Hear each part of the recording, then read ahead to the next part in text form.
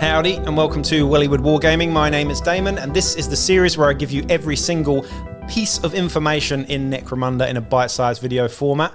We're in the hangers-on now and we're getting towards the end of it too. This one is an Escher exclusive, but please do like, share, subscribe, check out the Patreon as well to support me if you like this kind of content. Right then, the Shivver.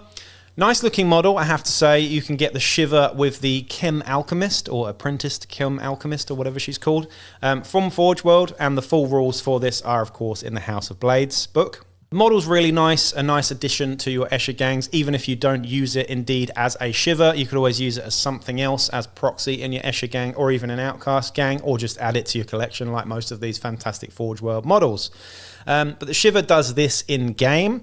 Again though, Escher only, not available to any other gang whatsoever, and they are 100 credits and you can only have 0 to 1 of them. So a very, very expensive hanger-on here, in fact one of the most expensive ones so far. The stats are as follows. We have a movement of 5, weapon skill and ballistic skill 5+, strength 2, toughness 3, wounds 1, initiative 4, and attacks 1. Mental stats are leadership 8+, cool 9+, willpower 5+, and intelligence 6+. So nice willpower and intelligence. Everything else absolute trash, but again, it's not what you get these hangers on for. The skills that come baked into this is fearsome, which is interesting. I mean, she's not really turning up in too many battles, but if she does, it just makes her a little bit harder to fight in close combat with that fearsome skill there. And she comes with absolutely no equipment or war gear whatsoever. She is otherwise naked. Well, not naked, she's wearing clothes, I suppose, but it'd be inappropriate otherwise. And the special rules here, and the reason why you're going to spend that 100 credits on her, if indeed you can afford it, are Syniscience.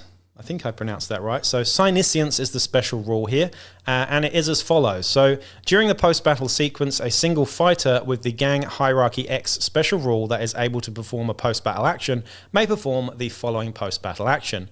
Visit the Shivver.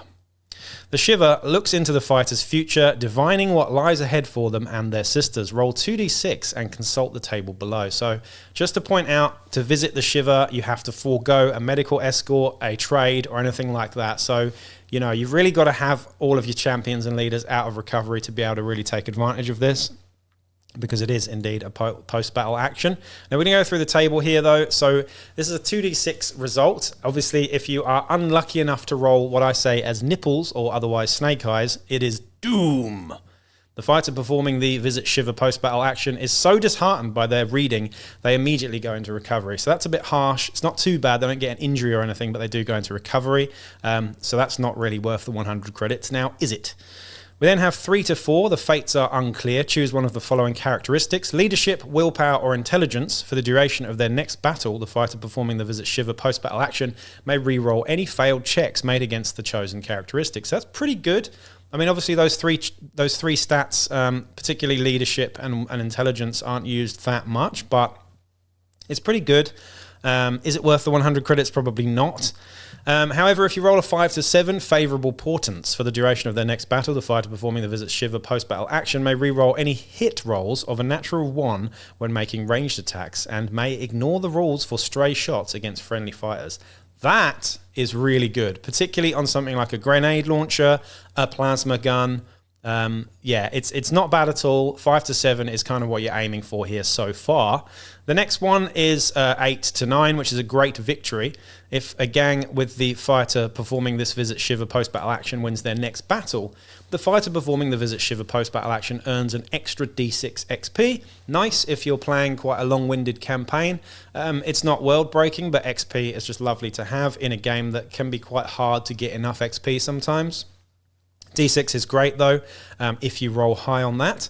The next one is 10 and 11, that's Mysterious Stranger. The gang of the fighter performing this Visit Shivver post-battle action can hire a bounty hunter hired gun for free during the pre-battle sequence of the next battle. However, at the end of the battle, the bounty hunter automatically departs.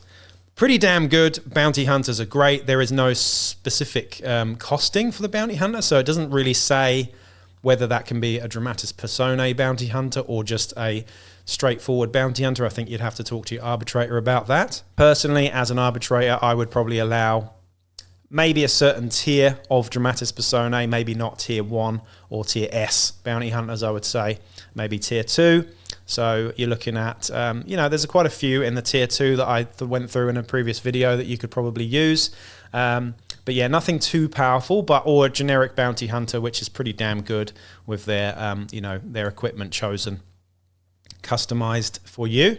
And if you roll a 12, though, you get this, Fortune and Glory. During the post-battle sequence of their next battle, the fighter performing the Visit Shivver post-battle action may double the amount of experience they earn, and may double the amount of credits and reputation their gang earns. So that's just fantastic. Obviously, if you roll boxcars, you get Fortune and Glory. That's the best, the cream of the crop there, really, if you ask me. But I have to say, rolling a 5 to 7, re-rolling any hit rolls of 1 is pretty nice, because that's for the whole battle.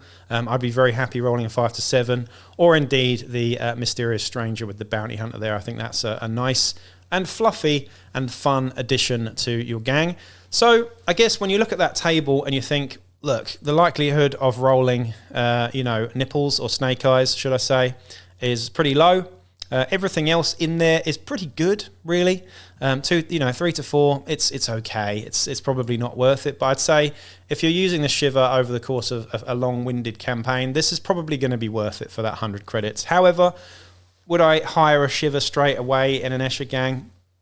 Absolutely not. The first thing you're going to get as an Escher player is the Apprentice Clan Chemist, without a doubt, before even a Rogue Doc, anything else, because Escher really do need to take advantage of that Chem Alchemy as soon as possible, just to make them actually viable as a gang choice, if you ask me. And then they become very scary, of course, but that's another discussion for another day. That is the Shiver, and I will be back with another video real soon. Peace out.